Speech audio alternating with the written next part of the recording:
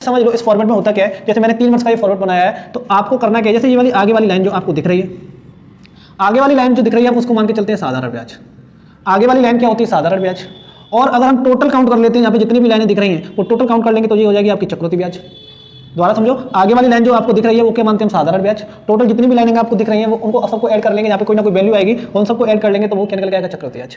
और अगर मान के चलो आपने पहली लाइन को छोड़ दिया, यानी ये वाली लाइन आपने जो साधारण ब्याज की मानी है उसको छोड़ दिया, बाकी की जो लाइन आप जो दिख रही हैं अगर उनके बारे में बात करते तो आप बोल सकते हो उनको CI और SI का अंतर। नमस्कार दोस्तों, बालाजी एकेडमी के यूट्यूब चैनल पर आप सभी का स्वागत है। आज जो हमारा टॉपिक है वो है चक्रवृद्धि ब्याज, CI, कंपाउंड इंटरेस्ट। जैसे कि आप सभी को मालूम है कि कोई भी गवर्नमेंट एग्जाम दो, चक्रवृद्धि ब्याज के सवाल आपको देखने को मिलेंगे और उसका फॉर्मूला भी कुछ इस तरीके से बना होता है कि याद कर लो तो हर जगह मतलब हर एक सवाल के लिए आपको अलग अलग फॉर्मूला रटना पड़ता है।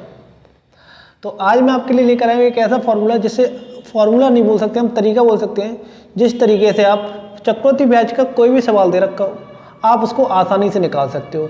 चाहे आपसे उसमें चक्रवृद्धि ब्याज पूछा जा रहा हो, चाहे उसमें साधारण ब्याज पूछा जा रहा हो, चाहे आपसे चक्रवृद्धि ब्याज और साधारण ब्याज का अंतर पूछा जा रहा हो, आपसे चक्रवृद्धि ब्याज वाले टॉपिक में कुछ भी सवाल पूछे आप उसको बड़ी आसानी से निकाल सकते हैं।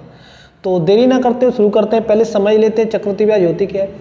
जैसे कि आप सभी को मालूम है भाई, चक्रवृद्धि ब्याज यदि किसी मान के चलो किसी व्यक्ति ने कुछ रुपए उधार लिए, कुछ रुपए उधार लेने के बाद उसने कुछ रुपए एक्स्ट्रा चुकाए, तो कुछ एक्स्ट्रा रुपए जो चुकाए वो क्या निकल के है, इसकी एक्स्ट्रा जो चुकाया वो क्या है, ब्याज।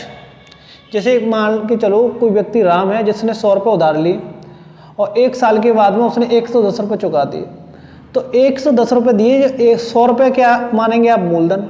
110 जो चुका रहा है उसको क्या बोलेंगे, मिश्रधन, अमाउंट बोल सकते हैं। मूलधन को आप प्रिंसिपल बोल सकते हैं। और जो 10 रुपये एक्स्ट्रा दे रहा है वो 10 रुपये जो एक्स्ट्रा दिया है वो क्या है, इसके रूप में ब्याज, यानी ब्याज। अच्छा, चक्रवृद्धि ब्याज और साधारण ब्याज में अंतर क्या होता है ये भी समझ लो। साधारण ब्याज हमेशा मूलधन पे लगती है। अगर आपने 100 रुपये कहीं निवेश किए हैं तो आपका जो ब्याज लगेगा वो केवल 100 रुपये पे ही चलेगा, यानी 100 रुपये में 10% मान के चलो 10% रेट है तो उसके 10 रुपये ब्याज के बनेंगे। चाहे वो 1 साल हो, 2 साल हो, 3 साल हो। अगर 1 साल है तो 10 रुपये बनेंगे, 2 साल है तो 20 रुपये बनेंगे, 3 साल है तो 30 रुपये बनेंगे। यानी आपका जो ब्याज चलता है वो साधारण ब्याज पर समान चलता, अलग अलग नहीं होता। जो आपका मूलधन एक बार लगा दिए उसी पे ब्याज चलेगा। चक्रवृद्धि ब्याज में ऐसा नहीं होता। चक्रवृद्धि ब्याज में क्या करते हैं हम, जैसे आपने मान के चलो 100 रुपये लगाए तो 10% की अगर रेट लगी हुई है तो उसका 1 साल बाद में आपका जो ब्याज बनेगा वो 10 रुपये बनेगा। यानी चक्रवृद्धि ब्याज में क्या होता है कि जो भी ब्याज मिलेगा उसको मूलधन में जोड़ दिया जाता है और मूलधन आपको बदलता रहता है। साधारण ब्याज में मूलधन नहीं बदलता, लेकिन चक्रवृद्धि ब्याज में हमेशा आपका मूलधन बदल जाता है, क्योंकि ब्याज हमेशा मूलधन पर जुड़ती जाती है और आपका एक नया मूलधन निकल के आता रहता है। एक शब्द होता है संयोजित करना। संयोजित करने का मतलब ये होता है कि अगर मान के चलो तिमाही संयोजित होता है, इसका मतलब 3 महीने की जो भी ब्याज बनेगी वो मूलधन में जोड़ दी जाएगी। अगर कहीं शब्द लिखा है छमाही, तो छमाही का मतलब ये होता है कि छमाही संयोजित करना, इसका मतलब 6 महीने में जो भी ब्याज बनेगी वो क्या होगी, मूलधन में जोड़ दी जाएगी। अगर बोलता है वार्षिक संयोजित की जाती है, इसका मतलब ये है कि 1 वर्ष में जो भी ब्याज मिलेगी उसको 1 वर्ष बाद मूलधन में जोड़ दिया जाता है। रटने वाला सिस्टम नहीं है कि आप इसको कहीं रट लो तो रटने वाला कोई सिस्टम नहीं है। अच्छा, इसका फॉर्मेट समझ लो, मैं चक्रवृद्धि ब्याज किस तरीके से निकालता हूँ। आप तो केवल ये मान के चलो, आप जैसे पहले वर्ष की बात है, जैसे अब मान के चलते हैं कोई मूलधन है, वो 1000 रुपये मूलधन दे रखा है। दर बेटा 10% दर दे रखी है। किसी की संख्या का 10% निकालना आसान होता है, 100 का 10% 10 होता है, ठीक है ना। और समय के बारे में बात करते हैं। पहले हम 2 वर्ष के बारे में बात कर लेते, फिर हम 3 वर्ष के बारे में बात करेंगे। 1 वर्ष का तो सिंपल है, जो भी 10% निकल के आएगा वही होगा, क्योंकि हम मान के चल रहे हैं ब्याज जो है वार्षिक संयोजित होती है। फॉर्मेट समझ ले। फॉर्मेट अगर एक बार समझ में आ गया तो बेटा कुछ नहीं है। इसके अलावा चक्रवृद्धि ब्याज आप बड़ी आसानी से कर सकते हो, बहुत आसानी से चक्रवृद्धि ब्याज को सॉल्व कर पाओगे। बस इतना समझ लो इसको करना क्या है। मान के चलो 1 वर्ष की बात है, तो आप 1 वर्ष की बात है तो 1 वर्ष में आप सीधी सीधी एक बॉक्स खींच लेंगे, यानी एक लाइन बना लिया। अगर ये चक्रवृद्धि ब्याज 2 वर्ष की लगी होती है तो हम क्या करेंगे, उसके आगे 2 लाइन बना लेंगे। अगर चक्रवृद्धि ब्याज मान के चलो 3 वर्ष की है तो आप इसके आगे 3 लाइन बना लेंगे। अगर मान के चलो चक्रवृद्धि ब्याज 4 वर्ष की है तो हम नीचे 4 लाइन बना लेते हैं। जितने वर्ष दे रखे हो उतनी लाइनें आप बनाते जाओ। अच्छा समझ लो इस फॉर्मेट में होता क्या है। जैसे मैंने 3 वर्ष का ये फॉर्मेट बनाया है, तो आपको करना क्या है, जैसे ये वाली आगे वाली लाइन जो आपको दिख रही है, आगे वाली लाइन जो दिख रही है हम उसको मान के चलते हैं साधारण ब्याज। आगे वाली लाइन क्या होती है, साधारण ब्याज। और अगर हम टोटल काउंट कर लेते हैं, यहाँ पे जितनी भी लाइनें दिख रही हैं वो टोटल काउंट कर लेंगे तो ये हो जाएगी आपकी चक्रवृद्धि ब्याज। दोबारा समझो, आगे वाली लाइन जो आपको दिख रही है वो क्या मानते हैं हम, साधारण ब्याज। टोटल जितनी भी लाइनें आपको दिख रही हैं वो उनको सबको ऐड कर लेंगे, यहाँ पे कोई ना कोई वैल्यू आएगी और उन सबको ऐड कर लेंगे तो वो क्या निकल के आएगा, चक्रवृद्धि ब्याज। और अगर मान के चलो आपने पहली लाइन को छोड़ दिया, यानी ये वाली लाइन आपने जो साधारण ब्याज की मानी है उसको छोड़ दिया, बाकी की जो लाइन आप जो कुछ दिख रही हैं अगर उनके बारे में बात करते तो आप बोल सकते हो उनको CI और SI का अंतर। यानी ये क्या होता है, यहाँ पे जो भी वैल्यू आएगी वो क्या होगी, साधारण ब्याज और चक्रवृद्धि ब्याज का अंतर होगी।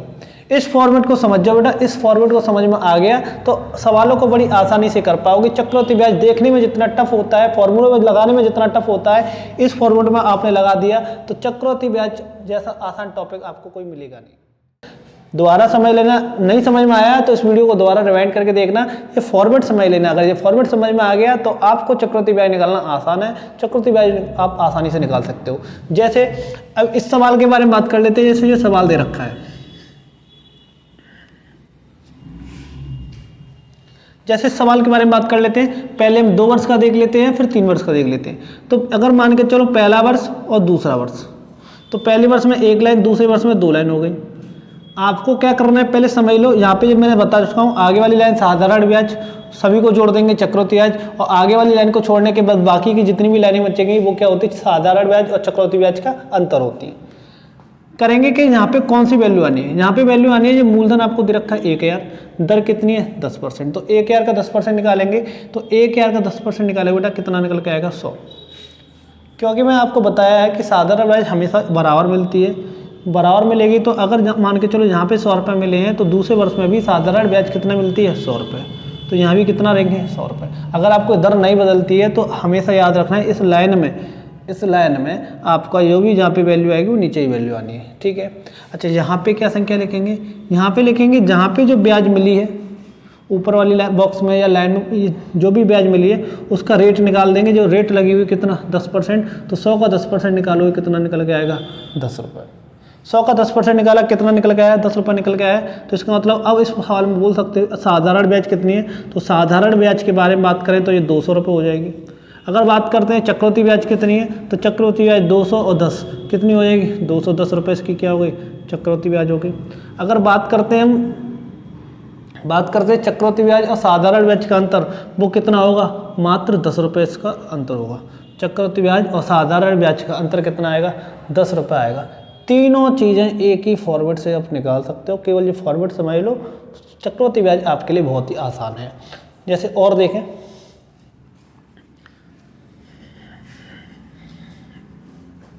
जैसे इसी सवाल को मान के चलो आपको 3 वर्ष का निकालना होता है, तो 3 वर्ष का कैसे निकालते हैं, पहला वर्ष, दूसरा वर्ष और तीसरा वर्ष। पहले वर्ष में 1 लाइन, दूसरे वर्ष में 2 लाइन, तीसरे वर्ष में 3 लाइन। पहले वर्ष में जैसे आपने निकाला था 10% निकालोगे 1000 का कितना आएगा 100, तो आपको मालूम है आगे वाली लाइन साधारण ब्याज की होती है, तो तीनों बार क्या लिख देंगे 100। इधर क्या आता है मैंने बताया था, इसका जो रेट होगा वो 100 का 10% निकालोगे कितना निकल के आएगा 10। अच्छा यहाँ पे क्या वैल्यू आएगी, यहाँ पे जो वैल्यू आती है वो इसका और इसका टोटल दोनों को जोड़ देंगे, उसका 10% निकालेंगे। 100 और 100 200 होगा, 200 का 10% निकालेंगे कितना निकल के आएगा 20। यहाँ पे क्या आएगा, यहाँ पे जो वैल्यू आई होगी उसका 10% निकाल देंगे, तो 10 का 10% निकालेंगे कितना आएगा 1। तो टोटल कितना हो गया आप जोड़ सकते हो, वही साधारण ब्याज देखेंगे 300 हो जाएगा, ये सबको जोड़ देंगे तो 330 और 1 331 हो जाएगा चक्रवृद्धि ब्याज। और अंतर की बात करें तो 10 और 20 30 और 1 31 रुपये इसका चक्रवृद्धि ब्याज और साधारण ब्याज का अंतर हो जाएगा। अच्छा यहाँ पे जो संख्या जो आ रही है ना, इसके लिए एक ट्रिक ऐसे समझ सकते हो, यहाँ पे हमेशा इसका 2 गुना होगा। अगर दर समान है तो इसका हमेशा यहाँ पे 2 गुना आएगा, यानी 10 का 2 गुना कर देंगे 20, क्योंकि यहाँ पे जो वैल्यू निकल के आती है समान है, इसलिए इसका डबल हो जाता है, तो यहाँ पे इसका क्या हो जाएगा डबल हो जाएगा, तो यहाँ पे हमेशा इसका डबल कर देंगे, आसान हो जाएगा काफ़ी। तो इसको जोड़ लेंगे, जैसे साधारण ब्याज के बारे में बात करें तो कितनी हो रही है टोटल 300 रुपये। बात करें चक्रवृद्धि ब्याज के बारे में बात करते हैं 330 और 31 331 रुपये क्या हो गई इसकी चक्रवृद्धि ब्याज हो गई। और बात करते हैं अंतर के बारे में 20 और 10 30 और 31 रुपये क्या होगा इसका CI और SI का अंतर, CI और SI का अंतर हो जाएगा। उम्मीद करता हूँ यहाँ तक ये चीज़ें आपको समझ में आई होगी। केवल इंट्रोडक्शन है, इससे आपको ये पता चलेगा कि चक्रवृद्धि ब्याज काफ़ी आसान है। चक्रवृद्धि ब्याज के क्वेश्चन को आप बड़ी आसानी से कर सकते हो। A to Z मैं चक्रवृद्धि ब्याज आपको कराने वाला हूँ इसी प्लेटफॉर्म पर, तो इसके लिए आप चैनल के साथ जुड़े रहें।